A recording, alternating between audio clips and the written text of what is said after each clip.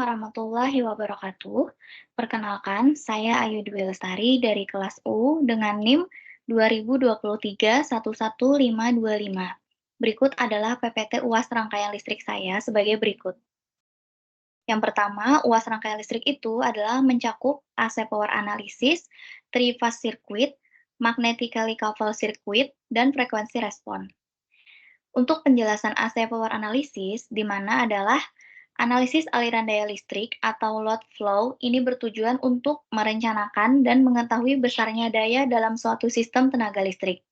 Manfaat dari adanya analisis aliran daya listrik adalah untuk mengetahui besarnya daya dalam sistem tenaga listrik, apakah masih memenuhi batas-batas yang telah ditentukan, serta untuk mengetahui besar losses yang ada, dan untuk memperoleh kondisi mula pada perencanaan sistem yang baru.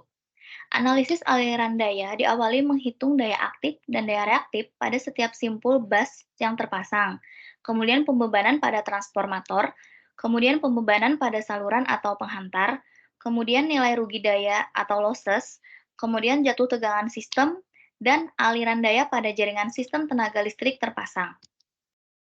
Nah, penerapan AC Power Analysis ini terdapat pada pendistribusian tenaga listrik atau sistem penyaluran tenaga listrik, di mana dimulai dari pembangkit, kemudian dari transmisi, dan berakhir ke beban.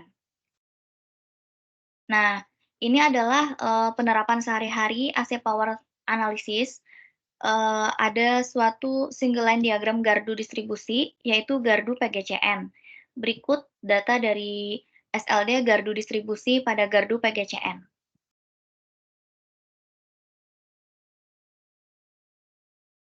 Ini untuk data gardu distribusi pada gardu PGCN. Nah, selain itu, penerapan sehari-hari AC Power Analysis ini yang terukur yaitu pada kWh meter 3 fase, di mana pada kWh meter 3 fase ini, yang saya lakukan itu biasanya, mengukur produksi dari GI, karena ini juga berpengaruh terhadap losses atau susut biasanya bahasa di PLN UP3 Barabai yang, tempat dinas saya sekarang. Nah, ini adalah contoh dari perhitungan produksi dari GI. Ini ada cover-nya sebagai berikut, ada import, ekspor, ada LWBP, ada WBP.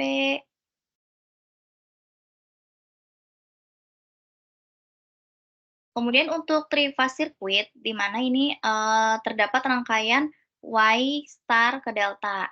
Nah, salah satu contoh pengaplikasian rangkaian Y star delta dalam kehidupan sehari-hari adalah rangkaian untuk motor listrik 3 fasa. Ini adalah, koneksi bintang atau yang biasa disebut dengan star. Kalau ini adalah koneksi segitiga atau yang disebut dengan delta.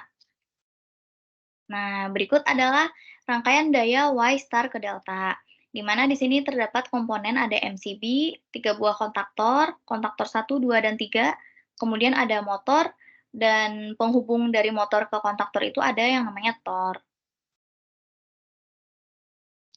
Nah, untuk rangkaian kontrol Y star ke delta juga ada, di mana di sini ini ketika MCB itu kita nyalakan, maka dalam keadaan menyala. Nah, kemudian eee, s kita tekan push button start-nya, maka yang menyala itu adalah bagian kontaktor 1 dan kontaktor 2. Nah, ini adalah keadaan di mana dinamakan itu start atau putarannya itu lambat, yang pertama. Nah, selang beberapa kemudian, kita tekan bagian push button delta, di mana, K2-nya itu dalam keadaan mati, yang bernyala malah keadaan kontaktor 3-nya. Nah, jadi saat delta kita nyalakan, push button delta kita nyalakan, bagian kontaktor 1 dan kontaktor 3 itu dalam keadaan menyala, maka ini disebut dengan keadaan delta atau putarannya akan menjadi cepat atau kencang, seperti itu. Berikut rangkaian Y ke delta dalam posisi delta. Sebelumnya tadi rangkaian White star delta dalam posisi star, yaitu lambat. Keadaan K1 dan K2-nya aktif, itu posisi star. Kalau K1 dan K3-nya aktif, maka itu posisinya delta. Lanjut. Nah, fungsi dari star delta, yang pertama, motor listrik 3 fase itu sering digunakan dalam industri. Kemudian, lonjakan arus saat starting motor dapat menyebabkan masalah pada peralatan listrik dan sistem jaringan. Kemudian, rangkaian star delta ini merupakan solusi untuk mengurangi lonjakan arus. Seperti itu. Nah, prinsip kerja star delta, yang pertama, motor dihidupkan dalam konfigurasi bintang atau star. Kemudian, tegangan fasanya berkurang, mengurangi arus starting. Kemudian, motor mencapai kecepatan yang cukup, sekitar 80-90% kecepatan. Lalu, rangkaian star delta itu mengubah konfigurasi koneksi motor menjadi delta atau dalam bentuk segitiga biasanya disebut. Nah, kemudian motor beroperasi pada tegangan garis penuh dan torsi penuh, seperti itu. Nah, untuk aplikasi magnetic helical circuit, di mana ini adalah pada transformator step down. Nah, trafo ini berfungsi untuk menurunkan tegangan listrik PLN yang besarnya 220 volt menjadi tegangan lebih rendah sesuai dengan kebutuhan. Sebelum masuk rangkaian elektronik pada alat, tegangan 220 volt dari PLN dihubungkan dengan trafo step down terlebih dahulu itu untuk diturunkan. Misalnya kebutuhan peralatan listrik 25 volt. Jika alat itu langsung dihubungkan dengan PLN, maka alat itu akan rusak atau terbakar. Makanya diperlukan yaitu pasang trafo step down yang mampu mengubah tegangan 220 volt menjadi 25 volt agar alat itu terhindar dari kerusakan.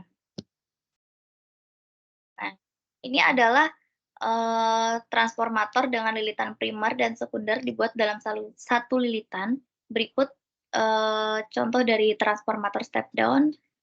Dapat rumusnya seperti berikut, V1 per V2 sama dengan N1 plus N2 per N2 sama dengan 1 tambah N1 per N2, kemudian I1 I2 sama dengan N2 per N1 tambah N2. Kemudian untuk auto transformator step up-nya seperti ini, sebagai berikut. Lanjut. Nah, ciri-ciri pada transformator step up itu adalah jumlah belitan primer lebih sedikit daripada jumlah belitan sekunder, di mana akan berfungsi untuk menaikkan tegangan. Sedangkan transformator step down itu jumlah belitan primer lebih banyak daripada jumlah belitan sekunder, yang mana berfungsi untuk menurunkan tegangan. Nah, untuk menghitung parameter tersebut, maka rumusnya adalah V, P per Vs sama dengan NP per Ns. Itu. Nah, untuk penerapan sehari-hari pada beberapa alat yang menggunakan transformator itu antara lain contohnya adalah catu daya atau power supply. Nah, di mana catu daya atau power supply ini merupakan alat yang digunakan untuk menghasilkan tegangan AC yang rendah. Nah, catu daya ini menggunakan trafo step down yang berfungsi untuk menurunkan tegangan 220 volt menjadi beberapa tegangan AC yang besarnya antara 2 volt sampai 12 volt. Nah, untuk aplikasi frekuensi respon itu adalah alat uji SFRA atau Sweep Frequency Response Analyzer untuk pengujian transformator. Kemudian penyesuaian generator sebagai syarat paralelnya. Kemudian untuk penyesuaian sistem kontrol otomatis, itu ada load frequency control, itu besaran untuk menaikkan atau menurunkan beban pada unit pembangkit. Kemudian ada under frequency relay atau UFR, itu peralatan proteksi yang bekerja apabila terjadi penurunan frekuensi di sistem. Atau relay ini mendapat masukan dari tegangan sekunder untuk mendeteksi adanya perubahan frekuensi di sistem. Namun relay ini akan blok apabila tegangan masukan dari sekunder PT itu turun melebihi nilai tertentu. Aplikasi dari respon frekuensi ini terdapat pada alat uji transformator yang disebut sebagai alat SFRA tadi atau Sweep Frequency Response Analyzer, di mana SFRA ini adalah suatu peralatan yang dapat memberikan informasi tentang adanya pergeseran pada inti dan belitan suatu transformator. Nah, dengan melakukan pengujian dapat diketahui bagaimana suatu belitan memberikan sinyal bertegangan rendah dalam berbagai variasi frekuensi. Sebuah transformator itu adalah sebuah rangkaian impedansi di mana unsur-unsur kapasitif dan induksi berhubungan dengan konstruksi fisik transformator. Perubahan-perubahan dalam frekuensi respon terukur dalam teknik SFRA yang mengindikasikan perubahan fisik dalam suatu transformator yang harus diidentifikasi dan diinvestigasi. Nah, pengujian SFRA ini merupakan pengujian lanjutan apabila terjadi hal-hal sebagai berikut, antara lain sebelum dan setelah transportasi, gempa, dan gangguan hubung singkat yang besar. Pada gambar menunjukkan contoh di mana SFRA dapat mendiagnosa sebuah short turn dalam sebuah trafo step-up generator. Dalam kasus ini, respon salah satu fasa sangat berbeda terhadap dua fasa yang lain yang mengindikasikan terjadinya short turn. Nah, selesai sudah penjelasan mengenai UAS rangkaian listrik. Eh, Terima kasih atas perhatian Ibu. Salah hilaf mohon maaf. Saya akhiri, wabillahi taufiq wal hidayah. Wassalamualaikum warahmatullahi wabarakatuh.